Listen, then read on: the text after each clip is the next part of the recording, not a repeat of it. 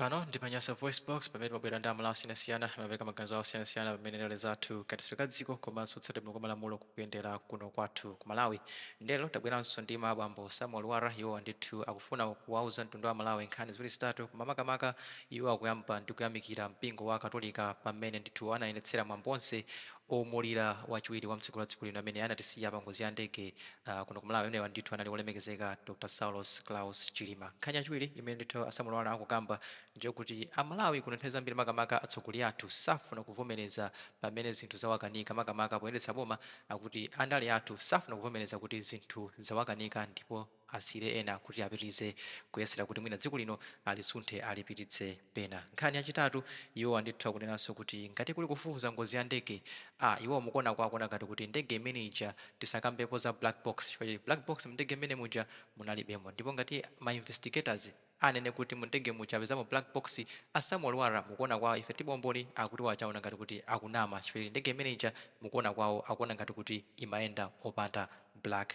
box. Ndikhale modzi pano panyasa voice box kuti timve kuti Samuel Lwara akuti bwanji modo ya lero pa nkhani zimenezi ndi nkhani zina pano panyasa voice box.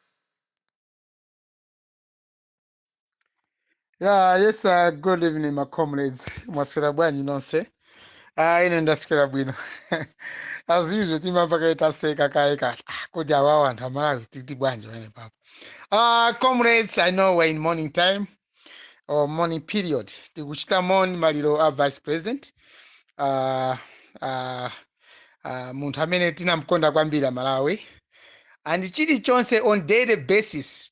We are following up what is happening from government in government and kumazipani kapena kuntundu wa Malawi. Amene amakonda dziko lathu Malawi. Aliyense akusatira nkhani imene ndizachilendo kuti vice president wa dziko kufera mndege. Akupita kumaliro. Akupita kumaliro zake komanso ndikufaso mndege. Ali pa ulendo opita kumaliro. Ndiye khangati maliro ena aitanaso maliro ena. Ndizi zokhumudwitsa kwambiri komanso zopsesa mtima. Koma zoswaso mtima, heartbroken. Zogwesa mphaya kwambiri. Akupita kumaliro wa munthu amene timamkonda alafu kasambara. Basi yeye akupita kumaliro kuja mkumwalira. Nzake uja osakamulira osakaikapo ninkhata apomwe. How do you feel Malawians? Ni nchowawa kwambiri. Therefore nkhani yakugwa kwa ndege ku Malawi.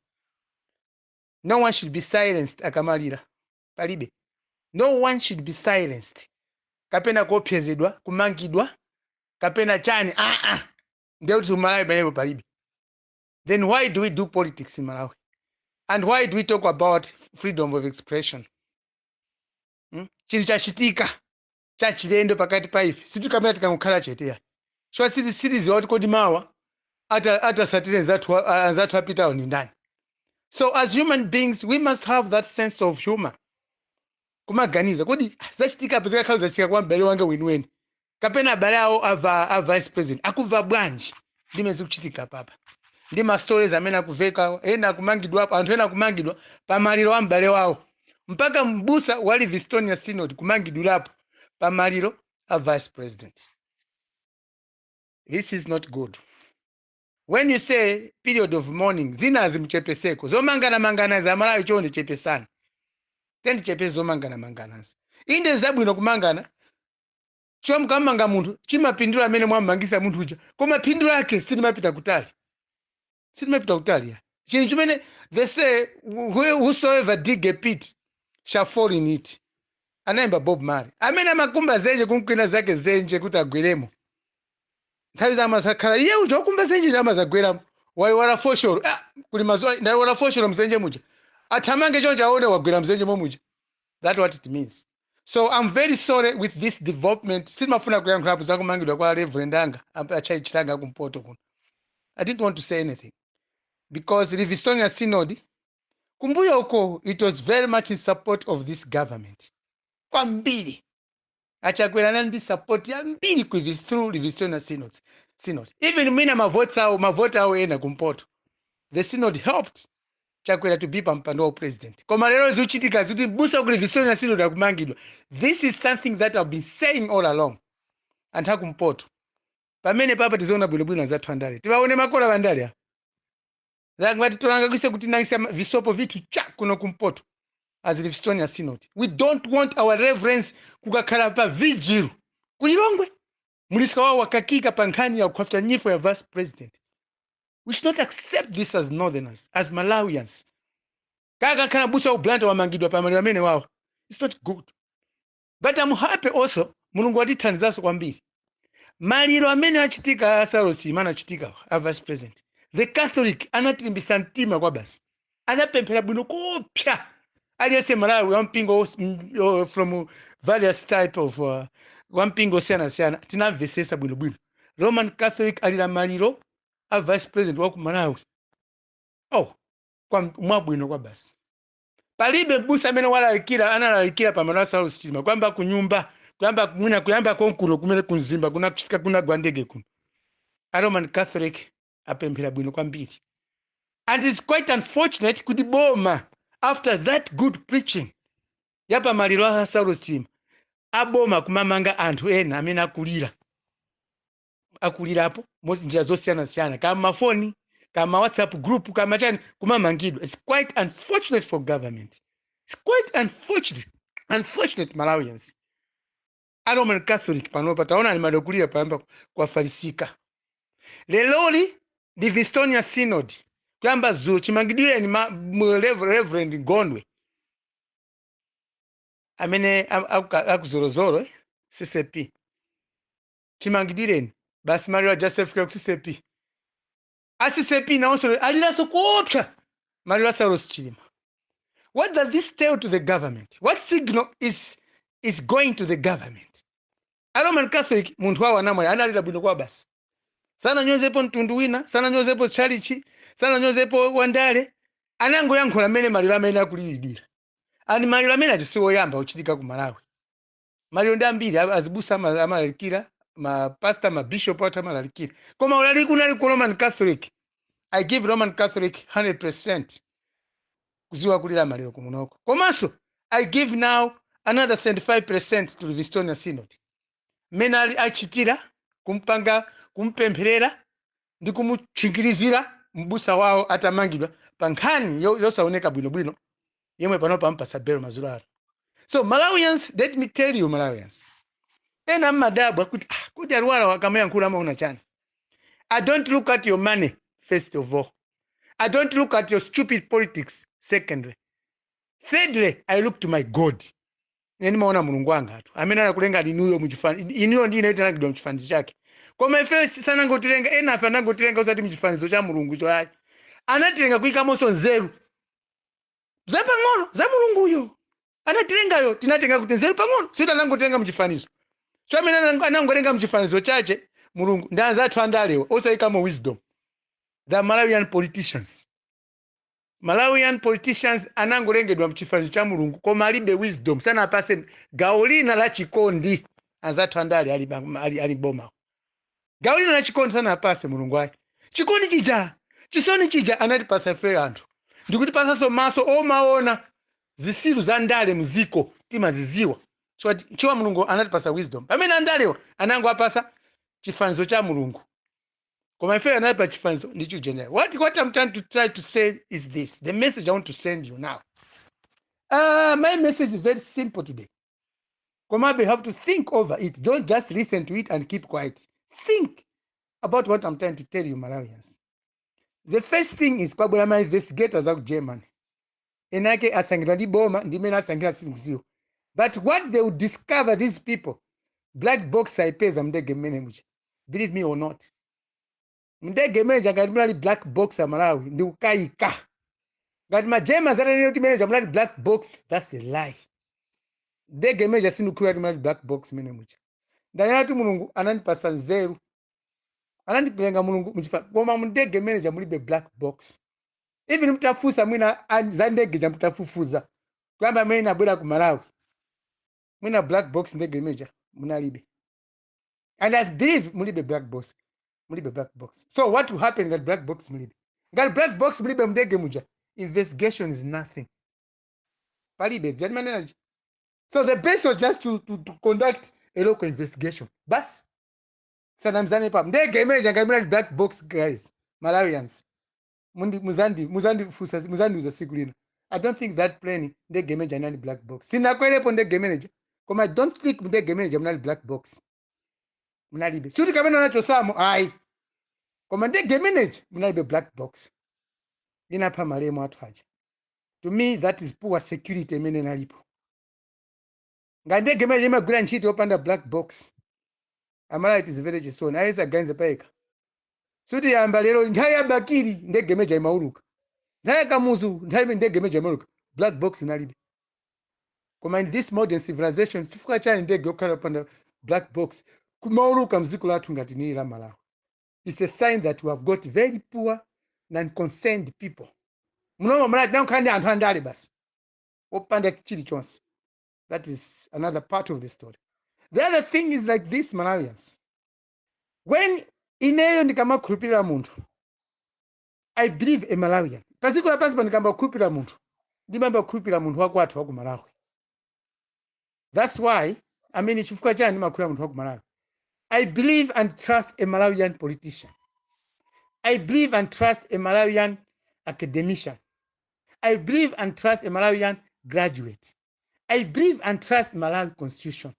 I believe and trust everything that is happening in Malawi before I trust Antakunja. Because this is my country and this is my home. So no andale awawa tikama khulupirira ku Malawi konoko. Tima zoti kama khulupirira ndiye pagona tima watu wa Malawi. When we trust politicians, takuna mabosa, kaunana chilungamo, we trust them. But that trust of ours towards our politicians, the politicians must not revenge with us with a solid hand or an iron fist. No. And when they fail to fulfill their promises, their political promises during campaigns, they must come to the people and say, sorry, Malawians, zatikanika. Ndeta mene ndi politician wokhazikika. So in Malawi, no one is apologetic. Kuchoka kwanza tandali. Palibe ku Malawi wandale imene amatenga chuti alephera papa, Malawi tauzi. Nobody. Palibe basi. Kuti kungovomeza zatikanika akulu Malawi kuno zinthu zatikanika. Chimodzimodzi nyumba ngati mulibe ufa. Maswapo gwira. You tell the children. Ananga ndayesa ukuka bambona nowera uku amana nowera koma zatikanika. What I'm trying to say here is simple. Malawians under this leadership ya Chakwera, we have failed. Why can't Chakwera accept? And his henchmen. Osengovomeza bwangu zinzalepeleka. Alliance in life amalephera. Pasikula pasa alliance munthu amalephera. Even as busa amalalikira wa maliro. Amalephera tazina kugawa mawu a Mulungu. Koma chikoti pamakhala pa chisoni timakuti zatira pompa. Koma in running a government, malephera. Zizina zake zikukanikani. Why can't you just accept that things have failed? And show remorse to the people. Show how you feel when you fail. Because when a country fails, it's not the country that is failing. It's the leadership that fails to organize people in the country, to organize things in the country. So Malawi chimo fulani chani, kungovomeza kuti ababa zatikanika. Gani yata? But then so kanikani, you want to arrest people. Ndio mupanga chani. And yet, these 21 days of mourning, panopa tungokhala kuti mina chinalembedwa chali president anamu. Mourning inataka. Mukangomanga so pamaliro kungamba kumanga anthu. Ndoti mourning jayatha. Chamukha kuti mukuziwa kuti mwapanga 21 days of mourning. Anthu ayankhule za ukhosi kwawo alire mena ngalilire. Inu mukuwamanga. What does that mean? Where do you get the energy to arrest people when things have gone wrong in a country? And that those wrongs are coming from the death. People are suspicious of what government has done to some individuals. People were not happy.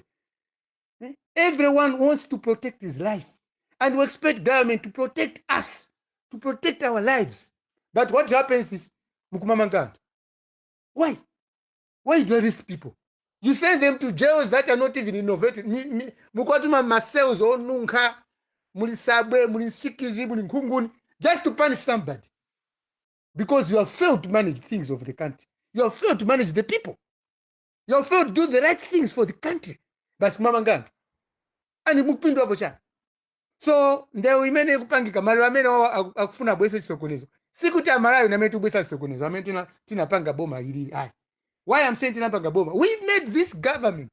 Boma lila mara tinapanga ndifetu. Whether from opposition, whether from the ruling parties. We made this government through our votes. These politicians came to us. If tikolowa mukati votera, zapanga chakuti. But today, atitembeni kula akuma mangaso abalatu. So why did you come to us and campaign and tell us your false, stupid promises? Why? Chwe munabwera kwa ifinicha? Munabwera kwa Malawi chifukwa chani inuyo? Kumati namiza ife ndi umphawi wathu kumati namiza. Tikawaboma chakuti zakhala bwino. Zapanga chakuti. Sizamanga munthu wandale. What are you doing now? Mukumanga anthu. Whose benefit is that?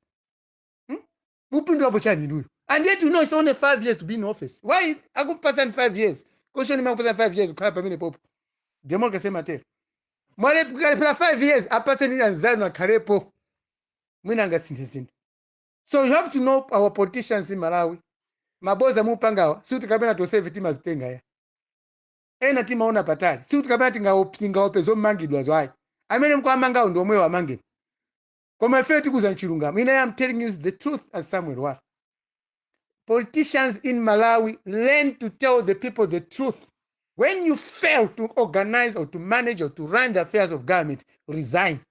Or else simply say sorry. Zati vote. Basi ngani hata. Kwa kukana kumanga putting ndale kwa ndege inagwa ija. Inemeni kuziwira ineyo. Naneso I'm making my own investigations. Ndege jaimango yenda no black box. Ndipo ino andale sima zoli ndege jazagwa. Used to enjoy when it flies and kukatera. But what I'm telling you is sad. That ndege mjamwina simkaso black box. Chimango yenda basi ngati chingolo cha kumuzi. Chopangidwa kalekale. So how can you fly a plane in a country yopanda black box? Ndikumanya mwana anthu akula kulu ndege mene. Even a president mina so makula ndege zopanda ma black box. We must be careful Malawians. Moyo wa muntu sio phweka ya. Muntu amakhala mimba mwa mama yake 9 months. Au kama mimba mwa mama yake. Ama yake kumapemphera. Ndikumafa mungozi zopusa ngazimene zizi. Zima wawa kwa basi. Zima wawa. Chwa muntu amakhala ma dependence ambiri amene amadala muntu amene jawa mwalira uchi. Because of silly mistakes. Kungolowa mboma basi you become overexcited. You can't look at these small things. Kondege tukwena zitazione kula kulu zili bwino. My investigators aja akanamba kubwera ni my inspectors. Excuse me. My investigators aja akanamba kubwera kunoko before my investigators awawo.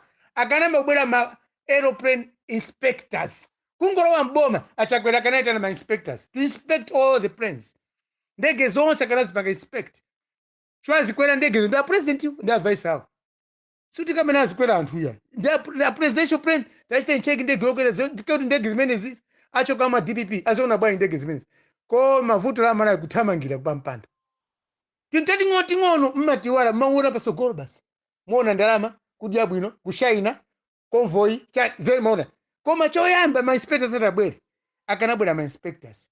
Ndege mwene yagwa muja tikanapanga blame my inspectors. Chopo nopa my investigators awa akalephera kufufuza chilungamo cha ndegecho. Tipita kuta Malawi.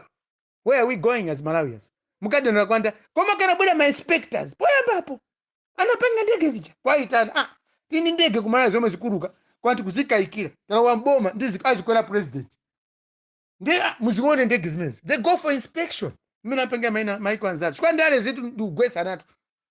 Mwina wezano amena mboma kaleo anaika ndege zanazonongera dara. I remember being ndege inalephera kuruka ku State House. Ndege kulephera kuruka. Anacha kuchikoka kwasiya kwa airwing chimbaula chichi helicopter. So chimozi titawa boma chakwera ndi gulawo akanaita na my inspectors kuzaona ndege zichi. Not now. Ndege yagwa mukitana my investigators. What are they going to investigate? Were those planes inspected before? Mutano wa bomba anapanga inspect ndege. What I'm trying to say is these investigations that kuyankula kwambia aboma kuyankula kwambia zopanda paki prosaic. They're just prosaic, quite flimsy. Zopanda patch. You could have called inspectors koma kupupuruma. Nakaba mpano ndineyo winaso ni ndani. Kuma kukano kitaona spano. Ndege zanu zopanda ma black boxes. Bufu zapo cha. Ango japo ndalama abwerawo. Kwa kala maiko ena kanango athamakisaba mini wao. Kwa kandi for change na mali. Nanga sipa hapa tikopa ndikumangidwa. Kwa mena bwana my inspectors kungoza go back. we needed you people to come during inspection. Mkanabwera 2020 kuzachita inspect ndege zokwera president. But you didn't inspect the plans. Zachitangozi lero basi akubwera inspectors Malawi sakuteni mandi inspection and the investigation imene kuchitika. The government could have sent people, could have invited people to inspect our planes, whether they were able, whether they didn't have even fly risks. So this is a lesson to Malawians. Boma likasintha. Taonani zimene zipangizo zomwe president azikweramu kapena zimene zizimteza president. You don't have just to look for bodyguards to guard you. Because not each and every bodyguard who can fly with you. Mndege. Never. So the thing is, ndege is easy, ndege Malawi. But that's why I said, let's just go to local investigations rather than going international. When the world will hear that ndege mena makwera vice president will be a black box, what are you going to say? To me, this is just something that I'm saying. Ziko lapa silitiseka tu. Ziko lapa silitiseka. So, I'm happy anzatu onsa na mangidwa pa nkhani ya imfa. Inaikodi nkhani ya imfa. Both anachoka pa imfa hapo. That's why I'm kumangidwa. I'm happy that these people atuluka koma akaribu inonso kwambiri. Malandile mabaja komabe were very sorry kuti azibusa azimangidwa. Si zabu inoya. Nkhani mina ikanapita ku church akambirane bwino. Why abusa amene azimene zonse. Chwa papa ndikuchosa trust kwa azibusa atu. Omwe timadalira. Omwe amatibwesera mvula. Omwe amatibwesera kusangala pa Malawi pa. Omwe amatipemuza mmaliro. Ndiye kumamangidwa azibusa. Ngati boma li ukanikani kuyenda tisadane tisambe kumanga azibusa. Inoona nikhala pansi azibusa kupempherereni kuti muzikhala anthu anzeru, mukhale anthu okumva kuti anthu zimene kufuna muziyapangira. Koma zomanga izi palibe chabwino. Olo mungakhale kuti muli ndi security yotani. Ngati mwamangisa munthu inyo mtendere mulibe paziko lapasi. Maka pa state funeral. Sitinayambe nkhondo kumala kuno. Anthu amango yankhula. Kukakhala maiko ena amene ndege inagwaja. Remember with Rwanda what happened in Rwanda. Ndege inaomberedwa kunali chisokonezo ku Rwanda 1994. Kuno kumala wa peaceful people. Sinapenge nkhondo ndege yagwa. Kwa mukufuna muyambe nkhondo mkamamanga anthu. That's where the mistake is. Let's give ourselves the respect and the honor for 21 days. The half flag situation till Malawi 10 but not arresting people. Monga Samuel Lwara sakumanga ifajani. Iya. Muntu wa mulungu samamangidwa. Inendi ne muntu wa mulungu. Mkanimanga muone zimeza kupeze. I'm not saying this ngamangidwa, but I know what I'm doing. This is my country, ndiziko langa ilili. Boma lilipo trapanga nawo Malawi through my vote. Andale wanabwera kwa ifa Malawi kuti akawamboma zali thandiza. And they're doing nothing today. Mpaka kulepa panga inspecting ndege atangulo wambo. They never inspected any plane in Malawi. So choti tigo peso kuti atimanga tigo pacha. Tukoze chilungamuka. They are Malawians. Akachikopa mpando tizikaja limozi khobwe mamizi. Tizikakumba limozi mbewa. Boma tu ndi templo chabe kumakanga luchimbuzi. Umalo wamo ukagulamo ntchito yako uchimbuzi umatulukamo. That's what happens. You don't remain in the toilet. Chimozi wanzi boma suma khanganganga ya. Olonga likonde bwanji, olonga bwene zabwino zotundu wanji. Nintaya pang'ono kulowamo ndikutulukamo. Ntchito ya ndale nimene makhalira. So I'm very sorry comrades, but also ndikulimbisa mtima. Let's maintain the 21 days of mourning. Tentilire mpaka pamene misonzi yathu itathere. Amene tina mkono kwambiri vice president tentilire mpaka 2025 elections. Tizasankhe munthu yemwe tikuona kuti akuza kupanga exactly zimene Sausima amafuna apange. Good evening comrades, and I wish you all many muniko. Zikomo.